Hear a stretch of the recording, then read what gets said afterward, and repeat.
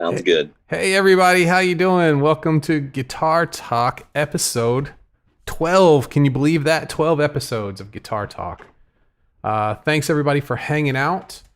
Let me get everything straightened up here. There we go. That looks better. Can you see me now, Josh? Yeah, I can see you. Thanks to Josh from KC for hanging out with us today. We're going to talk about the differences and the benefits between guitar loop pedals, and we're going to also talk about background tracks and what's your preference and what's the results that you would get from them. The two similar ideas, but go about it in a completely different way. So I thought it'd be a fun thing to do. I just, it's what I think about. I'm a weird dude. I sit around thinking about loop pedals and background tracks. All right. But anyway, we're going to check the chat real quick here before we get started. Let's see. So Kevin's here. Hey, Kevin, great to see you.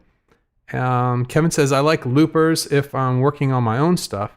I like backing tracks for improvising just for fun. And Evan's here. Evan agrees each has its place. David Reed's here. What's up, guitar guys? What's up, David? How you doing, man? What's up, playa? Dean is here. Great to see you, Dean. Kevin, and let's see. That's who we got so far. Chris is here. Oh, no, Chris Ward is in. Craig is here all the way from Melbourne. Hey, Craig, how you doing? Thank you. What time is it in Melbourne right now? That's awesome. Let's see here. Got a few more. Just careful, it might keep you. Okay, it's late there, I guess. Okay, so Josh is joining me today, talking about some loop pedals. I'm gonna get my notes going here in just a second. We're gonna kind of pick them apart, talk about what's worth it, man. What's worth your money if you need to spend any at all. So let's see. Right now, here are the categories we're going to talk about. We're going to talk about convenience. We're going to talk about ease of use, rhythm, feel of music, working on feel of music, cost. Of course, that always pops in. How much they're going to set you back. And the one I like the most, the one that's the most important to me, is long-term results. What's actually going to help you the most? So I think this is a neat subject, and I'm going to ask Josh a little bit about what's his experience been between the two. Well, for me, background tracks, if you have something simple to pull them up on, like I just use Alexa. Like I'm like, hey, Alexa, that's right. Throw up a background track, and there you go. You just tell what key you want it in, and you're good to go. But I really just kind of use that to practice, and with the looper you can kind of, for me, I can be more creative with it. Mm-hmm. You can loop more than one loop. So that's the main things I've noticed between them. I just kind of solo over the background track right now, and with the looper I actually create a whole song with it if I want. Tell me about the Alexa background tracks. So we used to have Alexas, and then we got creeped out by them. so we turned them all off. But we've got a bunch of them. But is that one of the skills that you have to kind of enable, or is that now? I haven't had one in a while. Is that you can just ask it straight out and it plays it? If I think if you sign up for like some of their stuff, some of their music or something like that, you can pretty much get what you want. If not, you may get something in the key of A, but you're not really sure what style it's going to be. Right. Okay. It's just thrown out there, which is fun sometimes. Sometimes the surprise is fun. Yeah. Yeah. Let some variety in your playing. Yeah. That's right. Not just the same blues background track over and over and over again. Right. That's cool. Right. What's that looper that you have? I know you got a really cool one that wasn't too expensive. What was that? I think it's like I'm gonna look at it real quick. Okay. This is a cool looper. He grabbed it. It wasn't too expensive, and that's one of the things when people are are looking at loop pedals, you know, some of them I've got a bunch of them, and the one that I've got was it Pigtronics? I forget the name of the loop pedal, but it does everything. It'll sync to MIDI and all this stuff, and it was pretty expensive. What's the one that you got there? It's a Rowan, and it's Rowan. a fairly cheap pedal. I'd say I think it was like 50-60 bucks. Cool. And you can make more than one loop with it, and then it's got some effects on it. Like you could, you know, if you wanted to speed up towards the end of the song, you can crank it over and make some weird speed up noises with it and take it out and do some different things like that. So it's cool. That's been kind of fun to mess with. Did you get that like on Amazon or something, or? I don't know. I got it as a present. It's a present. You know, best. Like that's the guitar guy pedal. So presents are the best, man. Hey, I had never heard of it before, so I had to actually look up some of the stuff. Hey, happy Father's Day early, by the way, before I forget. Thanks. Same to you. Thank you, man. Thanks. Yeah. I'm sure there's some Star Wars shirts in my future in the next couple days. it's a food, a tie. Tie. There you go, man. Can't beat it. Brute. Yeah. High karate. Any of that kind of stuff. Okay, so we've got a little bit about my history with looper pedals and background tracks. Of course, it started with background tracks. That's kind of what happened before all the loop pedals came out, and you had to pay for them. They weren't great. I'm talking well, it's not pre-YouTube. It's when YouTube was on, but people weren't uploading them to YouTube at the time. So I have a lot of CDs of some old background tracks, and I'd had them on one computer. And then when I switched computers, that I just forgot about them, and it was so much easier when people did start uploading background tracks to YouTube to just type into YouTube and grab one. So that's how I've been doing them.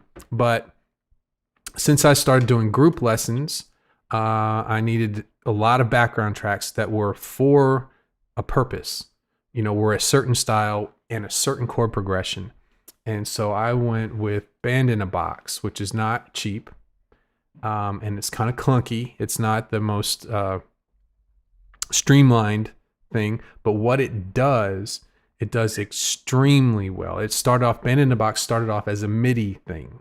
So you could type in, it has all of the like a lead sheet, and you can just type in the chords that you want, and then it comes up with the song to your chords, and you can set what style of music that you want.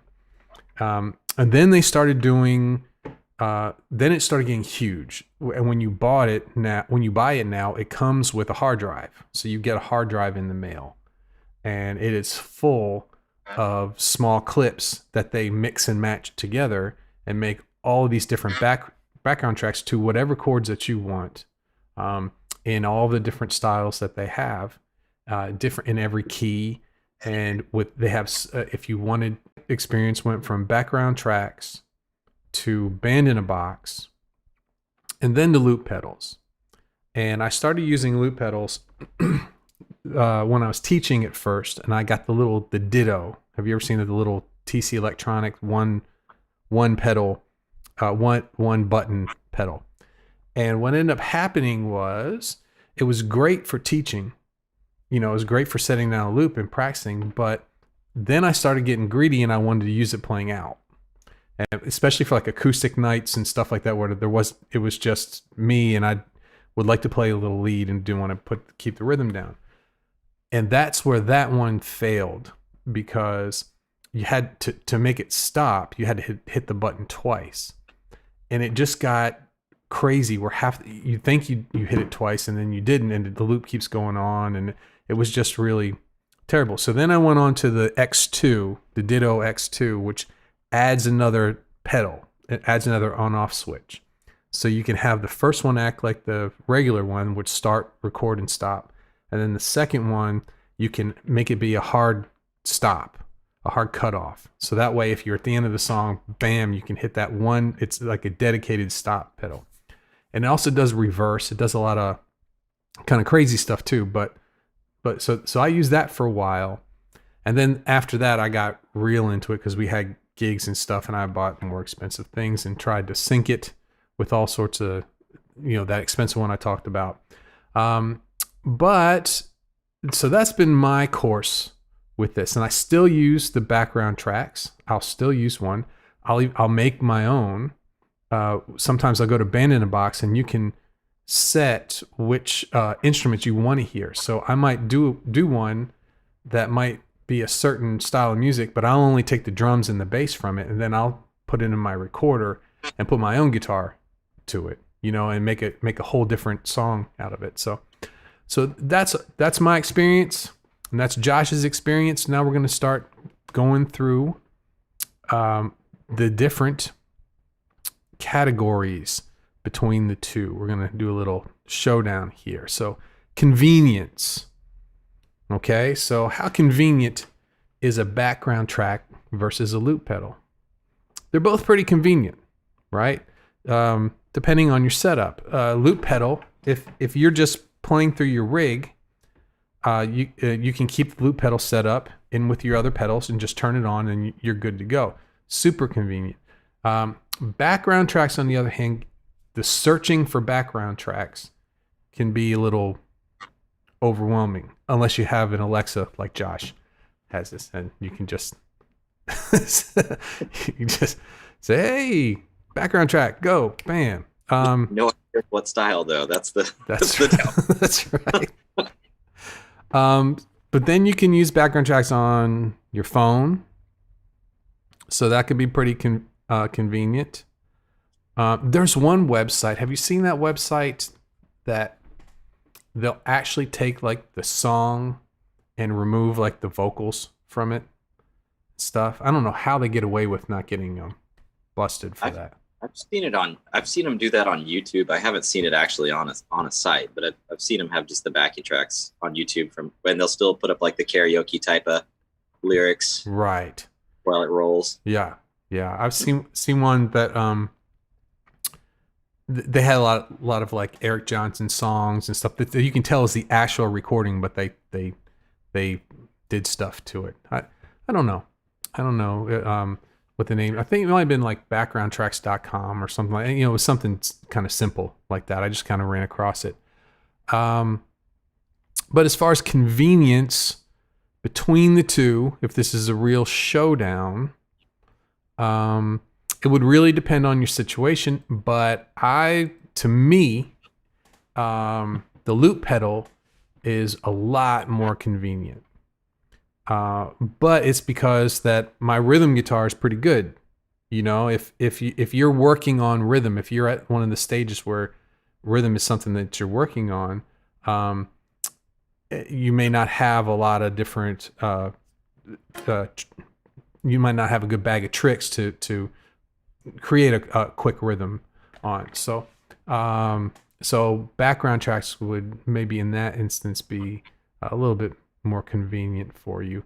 But I think so. I think on the phone it's pretty convenient, especially if you save it, quickly being able to sit down, play to a background track and go. Let's talk about ease of use. That's the next one. So a loop pedal, especially if you have like one of those dittos that I had, ease of use is pretty easy. You press it once, it records. You press it again, it starts looping. Can't beat that. Ease of use for background tracks, same thing. Loop. You can actually press loop and it'll just play it over and over and over again. So it's kind of a wash on that. To me, convenience was loop pedal, ease of use. I would actually go with background tracks, ease of use, because you can get loop pedals that go kind of crazy. They have a lot of different features on them. But that brings me to rhythm. Josh, how's your rhythm playing going? What would you say, as far as a rhythm guitar player? How do you feel about your rhythm guitar playing? I've been playing long enough that usually I can pick up on a rhythm. I mean, there's some songs where you really got to pay attention, and they're doing that on purpose. Right. The song's complicated to play. But as far as just throwing down some kind of rhythm to solo over, it's pretty easy Pretty to easy, right? growing up. Yeah. So for someone like you, you don't think about it. You just press the loop pedal and go, right? Yeah. Um, Yeah. but for a lot of people, especially some newer guitar players who are just eaten up with lead guitar, right? They just want to play lead guitar, and there's a lot of players like that. They kind of run before they can walk.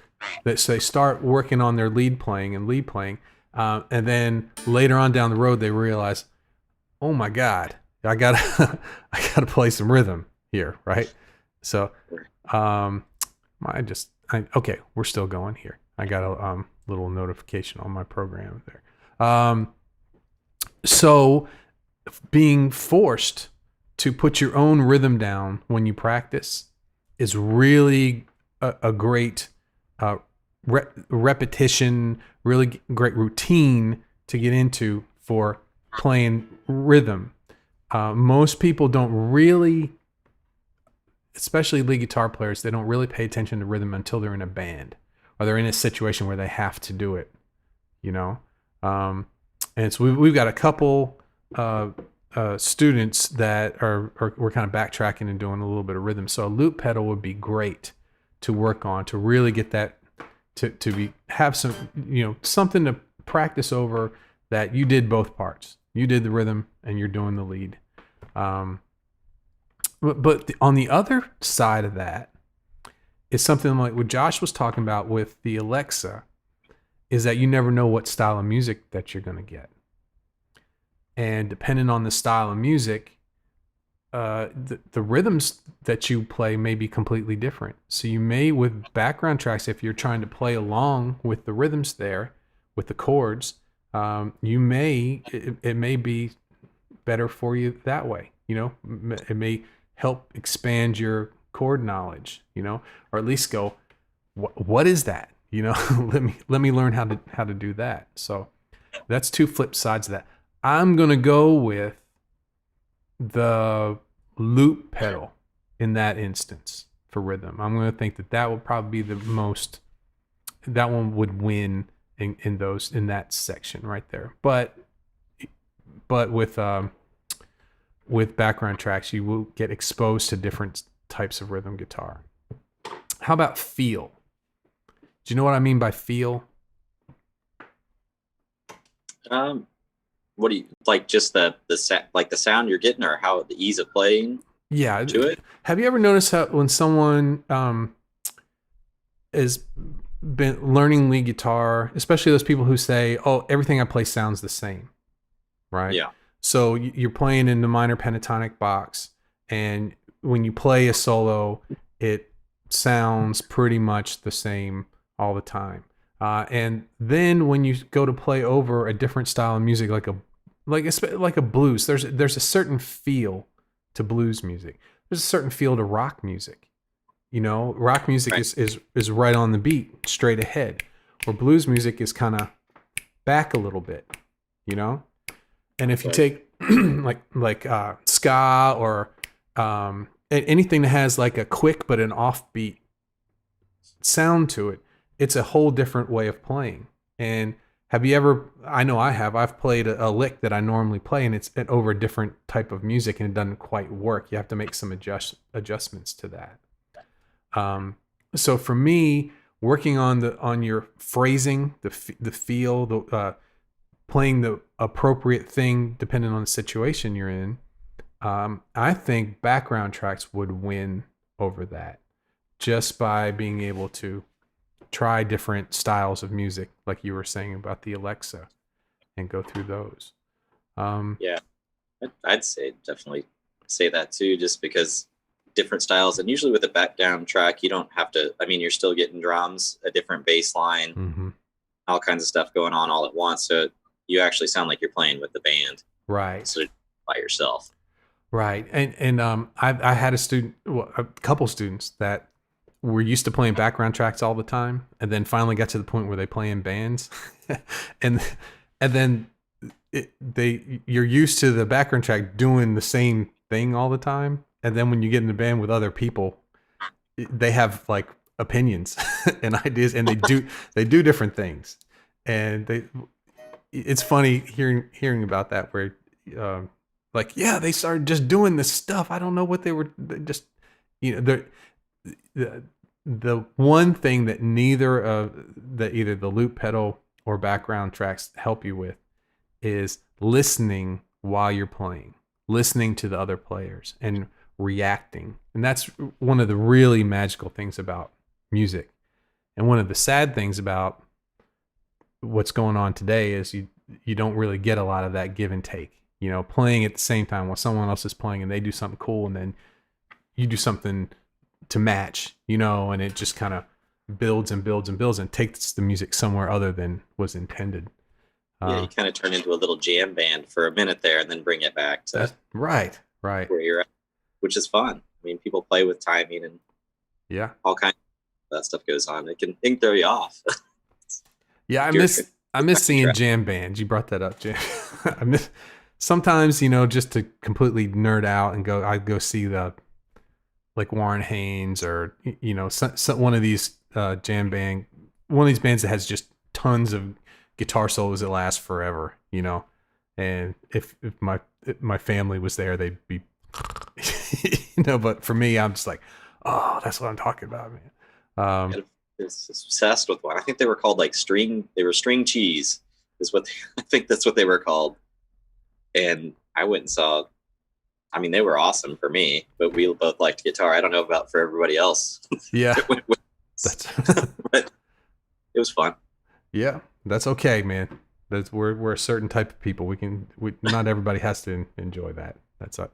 Yeah, I remember went to see Government Mule in Philadelphia, and my wife I don't know if we were married at the time yet or not, but she hung out with the wives in the back, and we were up front trying to figure out what was going on. And anyway, so I want to check the chat real quick before we go, because we have left is we have cost and we have long-term results.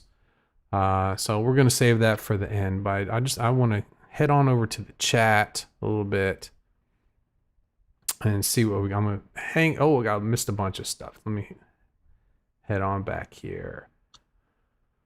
So Evan Ars here, loopers for simple. Sorry I missed you today, Evan. I was maybe we'll do next week. Loopers for simple chord progressions, backing tracks when it's more like a song where the chord progression changes, not consistent enough for a longer progression. Right. That's another thing. So the looper that I'm using now, just because I don't have all my gear with me, I brought one thing, and that's this Pod HD 500X, is the loop time in this pedal won't do a whole 12 bar blues. It won't do a long, it will if you play really, really fast, but it won't usually do a long chord progression. So getting one, and all the ones we mentioned have a really long recording time. It's these ones that are built in like multi-effects pedals that usually don't have a lot of loop time on there. So that's something to consider when you're doing that. Let's see here. Chris says he wants a better looper looking at one of the Jam Man pedals. Yeah, I know. Those are pretty cool. I've looked at those before. With memory, so you can save loops in stereo. I loop a lot to develop things. And is it Roland that makes the one with the drum machine on it too? Is that Roland that makes that? The Trio, is that the one where you plug in what you want and then it creates a background track for you? I think. I can't remember. It seemed like something 10. I don't know. I can't remember if it was by Roland. Yeah, there's a bunch of cool ones. I know one of the guys here has a Trio, which I've always looked at too. But the Roland looper, I'm not sure if it has a background track or not. I had an old Boss looper, and it had a lot of buttons, but didn't do anything cool like that. It just was confusing. I could be thinking of a Boss too. I'm not. I don't know. I was looking at them online. You're always looking at something, it seems like, that you want next. Chris said, good to see you, Josh. Your guitar's going great. How about that? Got you a compliment right here on the stream. How about that? Thanks, Chris. I'm worried about his ears now, a little bit. um, Evan says, I get to sounding like a broken record, but once I started recording, I've tended to flesh out my ideas um, in the DAW, but that may change when the excitement wears off some. Yep, he's in the middle of it. He's in the middle of the recording thing, which is good. It's not a bad place to be. And Brennan says, I didn't realize how much I'd like a loop pedal until I got one. For me, learning guitar, I think a loop pedal is a game changer. It really sped up people's ability to, to practice and to refine their playing quickly. It wasn't such a pain to sit down and practice anymore when you had a loop pedal. Chris says, I use YouTube now again, but you never quite get exactly what you want. Right. It's a good place to start, though. There are a few YouTube channels that do good tracks to solo over. So Kevin just got a Rowan loop station for like $45. There you go. The Rowans are killing it right here, man. Awesome. Chris has got the basic Ditto, which is it's a good pedal. It's a really good pedal. It's clean sound, man. Matt, hey Matt, thanks for being here, man. He says, love my loop pedal. I was recording scratch tracks in Audacity to improvise over before I bought it. Pedal is so much easier. Yes. I've been using Audacity too lately. I usually use Cakewalk to record the podcast and record any kind of audio stuff. But when I edit the podcast, I try to, if I sit there and go, or so, all those little words that you say when you're trying to think of the next thing you got to say. And when you do a one person podcast, there's a lot of that going on. You don't have someone to play off of. So you need to buy some time to think sometimes. So I go back and try and take some of those out. And most DAWs don't have a fast forward where you can listen sped up. So if all I'm listening for, this is a side note, but all I'm listening for is to edit some things out, to find some bad parts. Audacity, it can go really fast. It will chipmunk, like go really fast. So I can kind of breeze through the podcast and get it. So I've been using Audacity lately too. It's a good program. It definitely is. Okay, so Brennan says, I remember in high school jazz band, we'd practice soloing over loop tracks that were on records. Right. Eventually they came out on CD. Only had a loop pedal back then. Yeah, and I think they were called the Jamie Aebersold series. We would get those too. In fact, Jamie Aebersold came to my high school, and we had he did a whole showcase of all his different products and stuff like that. That was early on. That was a long time ago. Loop Station also does the basics. David says, what's the best loop pedal to get? That's a tricky situation. It depends on what you want to do with it. There's a lot of different kinds. Evan R says, the one thing I didn't realize when I bought my amp is that the Katana 50 doesn't have an effects loop, so you can't play the loop and the lead with different amp settings. And that's something too. So when you, Josh, when you play the Rowan, are you switching sounds in front of the loop pedal? I've mainly just kind of played with it by itself, and I've got all the sounds, kind of what I want going through the amp right now. Okay.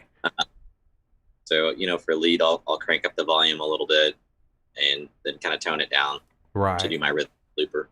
Yeah, it's some people struggle with that, especially if your amp has all the different sounds. So if you plug your guitar into the loop pedal first and then into the amp, when you play a rhythm and then when you loop that rhythm, the rhythm and the lead that you're playing are still all going to your amplifier at the same time. So whatever sound that you change on your amp is what both of them are going to sound like. Not a big issue if you're just playing clean all the time. But if you play with if you want one to be distorted and one not so distorted, that's tough to do. But if you use pedals in front of If you use pedals in front of the loop pedal, then you can have different sounds. You know, you can hit your pedal and then get your distorted sound there, and then turn it off. Go ahead. That if I've hit like overdrive, like the overdrive or your drive button, it'll just make everything drive. I have noticed that, but I usually don't. I just don't have the drive on a lot. Yeah. Sometimes I throw a pedal in front of it, but yeah, and for practicing, it's not that big a deal. When you start playing out with a loop pedal, and then playing out with a loop pedal is a whole. There's a lot to it, especially if you have other people playing as well. Trying to get everyone to sync up to a loop pedal, and say you don't loop it perfectly, you know, it can throw a whole song off there. So let's see here. Chris said, yeah, it's bgt.com. That's the tracks with the vocal frequency stripped out. Evan says looper's super easy. Chris Ross is here. Hey, Chris. He says, that's a bummer, Evan. That's one of the main reasons I got the Katana 100, because it has the loop, the effects loop in it. And David says my rhythm's bad, and that's one of the main reasons I got the Spark amp. It can stream background tracks right through it. Yeah, I'm really interested in that. I'm really interested in the sounds and all the different functionality. I'm really looking for it. So I think we're coming up July's coming up soon, so you should be getting it pretty soon. That thing, when I was looking at it, does all sorts of stuff. I mean, yeah, it's crazy. I mean, I want one. So yeah, was it like $200? Sounds like a good deal. It sounds like a good deal. Chris Ross says, yeah, tapping loops start and stop exactly right can be tough. I often catch myself strumming a little harder when I tap to start the loop. Yeah, and it's definitely a learning curve using a loop pedal, getting a loop to be right in time. But it's a good learning curve. It's good for rhythm.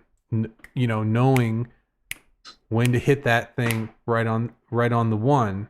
You know, right on one. That's when you want it to start. You know, not before it happens.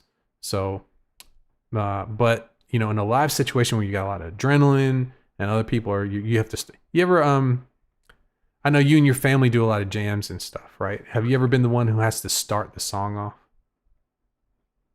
Oh yeah. Yeah, no fun, right?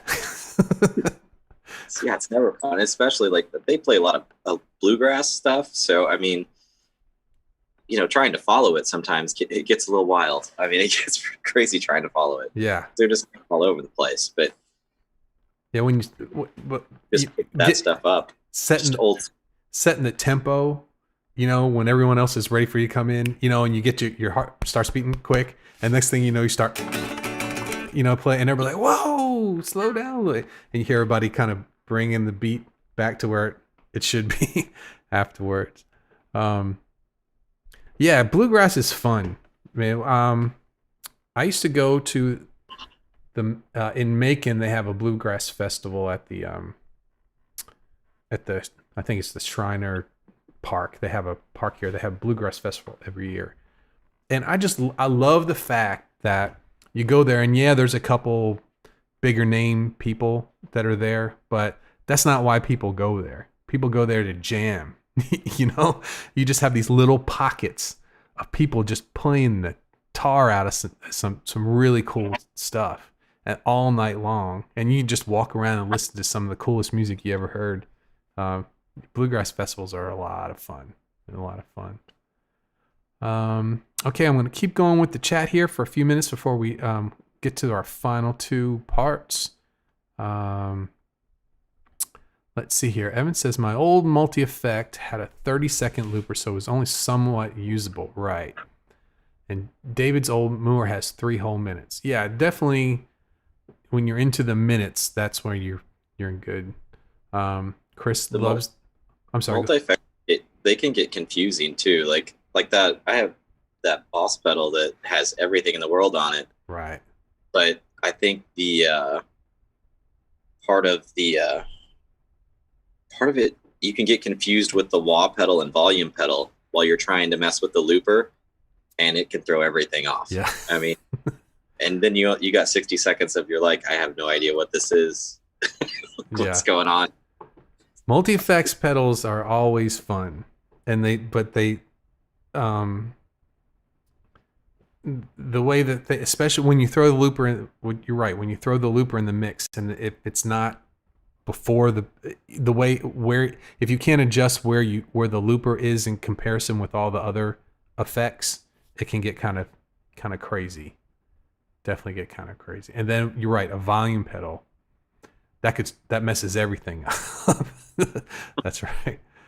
I used to play with the volume pedal. I like volume pedals, but with loopers that can get out of hand. Chris Ross loves the Trio. Yeah, that's what we were talking about before. He says, since getting in about 6 months ago, I rarely use my old looper. Yeah, it creates, it's kind of like band in a box, but in a pedal form, and much quicker and probably much easier to use too.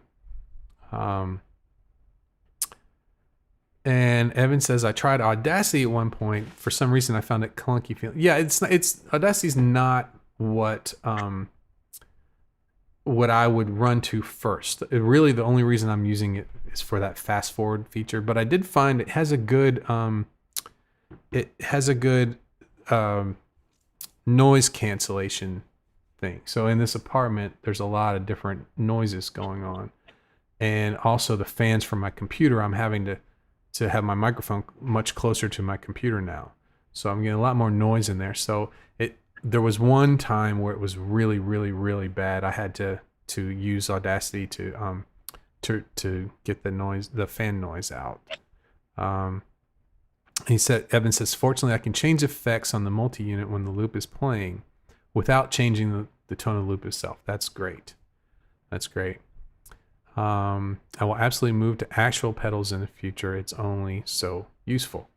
Okay, so that's the chat. That's what we've been talking about as far as a lot of loop pedal stuff, a little bit of background track things. Let's finish up here. So I'm gonna let Josh be the deciding factor, since he's the featured honored guest today. You get to be the final judge of the background tracks versus loop pedals. So let's talk about cost. Okay, so cost, background tracks usually cost about what a CD cost, when you had to buy them. And I guess people still sell them now, but I don't know how well that business is doing anymore. Because you can get them for free everywhere, and people just take them. So as far as cost goes, have you ever bought background tracks before, Josh? I've never bought any. I mean, everything's been kind of free that I've got, but like I said, it's random. It's not like you're getting. I'm just old. that you want there. So. Yeah, my memory just goes back way too far. That's all. So cost, background tracks, not going to set you back anymore. Loop pedals are. You're gonna pay a little bit for a loop pedal. I don't know. Let's see here. Let's see how much a Ditto costs. TC Electronics. Sweetwater has Ditto for $118. Plus, you can't put a battery in it, so you have to get the DC wall thing for that. And then the X2 is $198. So we're talking about over $100. But Josh found a way around that, and he's got the $60. I think was 60. Is that what you said? $60? Yeah, it was in probably anywhere from like $45 to $60, somewhere in that range. Right. But you got to watch those, because I've bought some Donner pedals before, and some of them were great and they're real cheap, and then some of them are terrible. Right. I mean, so. Yeah.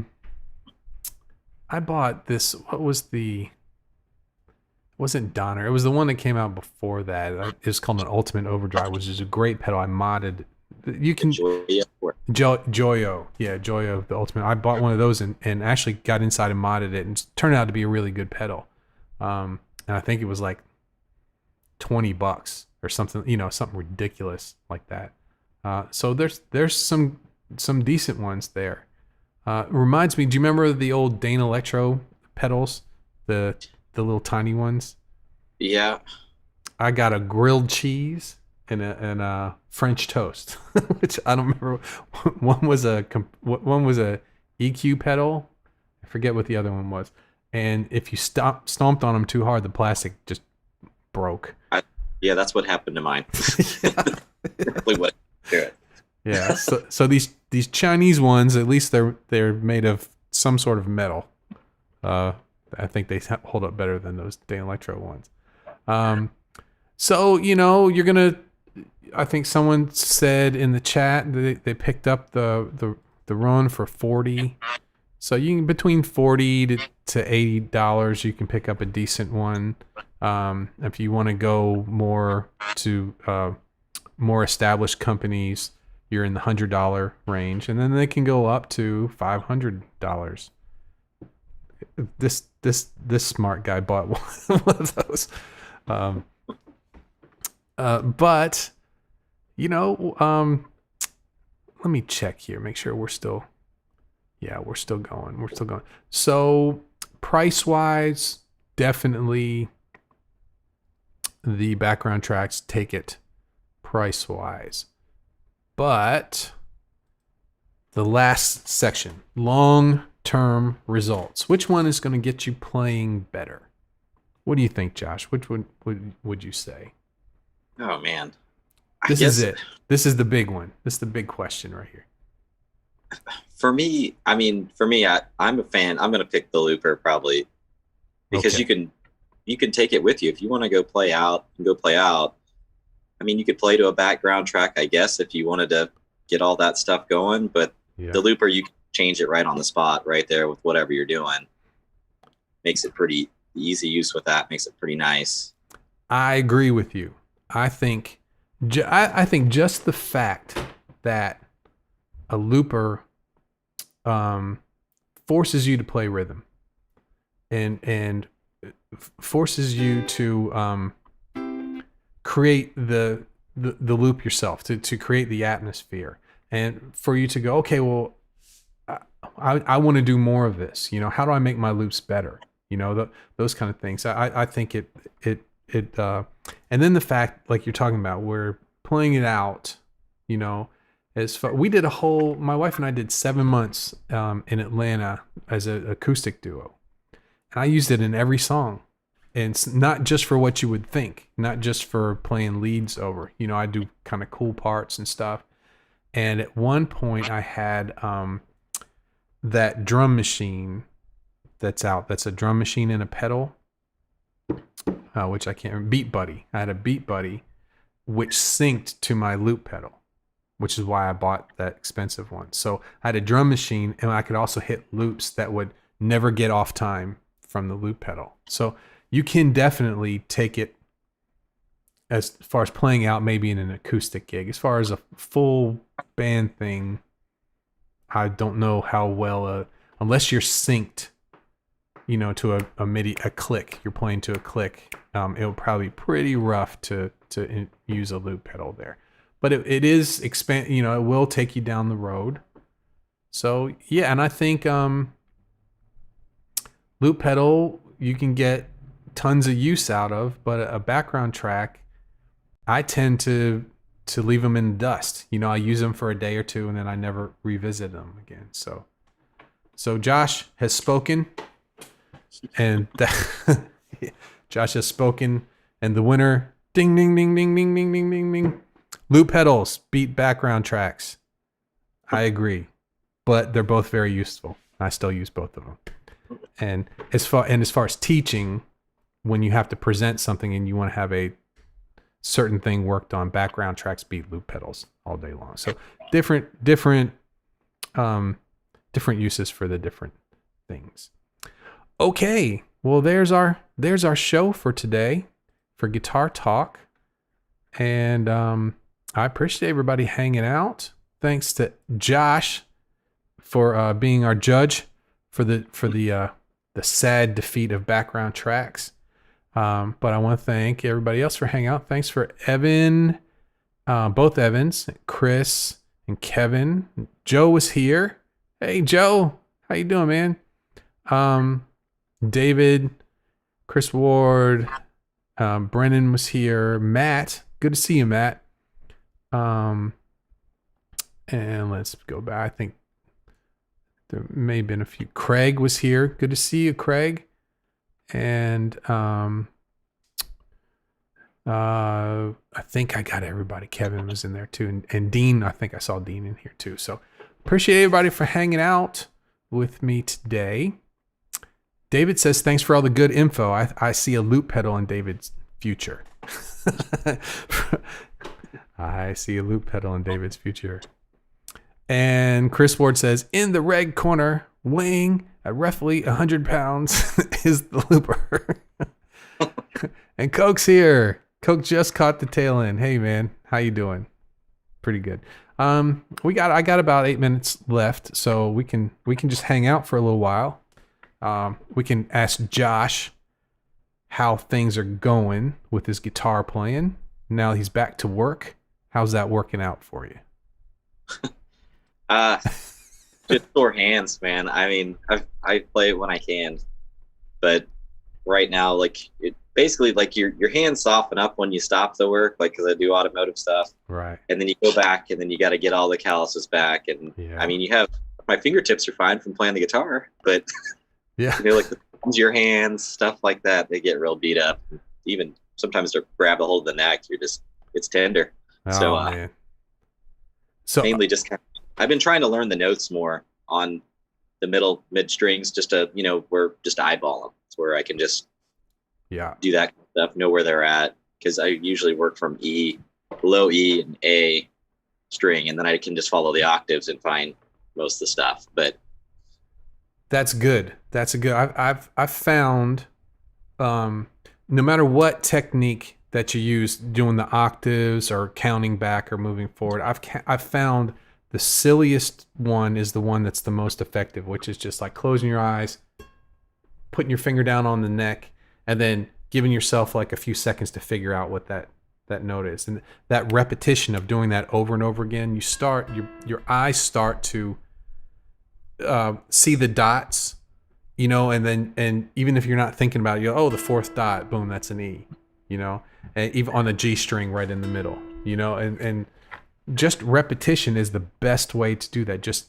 spending some time just picking a random note in the middle of the guitar and counting your way up, counting your way back, using all of the different techniques, but just that repetition over and over again. I remember for me, where I learned all my scale patterns, but I didn't know at first what those notes were. They were just, I knew what key they were in, that was it, And at some point, after just kind of drilling what all these different notes are, as I'm playing them, I start to go, oh, that's an E. I've been playing that for 3 years. I didn't know what note it is, and it just kind of pops. So that's great that you're working on that. That's the best way to the G and the B just seem like the hardest strings to really get down. Yeah. But we're working on it. Yeah, that mess up in between the G and the B, where it's a half step off. It throws a lot of people off there, though. That I've been working with arpeggios, when I can. I like messing with those. That's been a lot of fun. So I can't wait to hear them. Man.